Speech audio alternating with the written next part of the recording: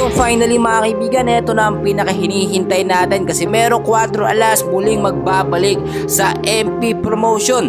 Meron na nga bang kontrata? And bago natin yan ipagpatuloy mga kaibigan, huwag niyo po munang kakalimutan na i-like at i-subscribe ang ating YouTube channel. Maraming salamat po. Well mga kaibigan, alam naman natin na very hot trending pa rin talaga na pinag-uusapan ngayon. Ito nga pong si Mero Cuadro Alas sa kanyang magiging susunod na laban pagkatapos po kay Saul Sanchez.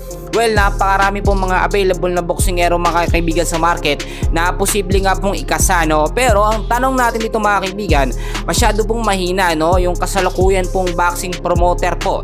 Ito nga pong si Mero Cuadro Alas. Meron tayong nakuhang update na ito nga pong MP Promotion ay nililigawan at meron ng nakahandang kontrata para nga po dito kay Mero Angas ng Pinas Cuadro Alas para matuloy yung sinasabing dream fight dito nga po kay Naoya Inoue. Marami nagsasabi hanggat hindi daw po kasi magpapalit ng boxing promoter ito si Cuadro Alas ay never mangyayari yung laban na Inoue at Casimero. Alam natin na kahit gaano kagaling ang ipakita ni Angas ng Pinas, kahit ilang boksingero pa ang kanyang patumbahin, magdedepende pa rin tayo dito sa ikakasang laban nga po ng promoter ni Alas.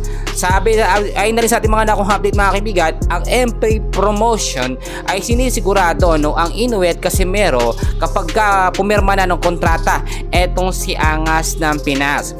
Alam natin mga kaibigan, pinaplano din ni Casimero na umangat nga po sa featherweight division mga kaibigan. Pero kahit umangat ho siya, hindi pa rin matutuloy yung laban dahil nakadepende pa rin yan sa pag-uusap ng magkabilang panig. Ito pong promoter ni Naoya Inoue at sa ating pambato na si Angas ng Pinas. Nakita nyo mga kaibigan, si Angas ng Pinas, lugi ho siya at niloko siya ng MP Promotion.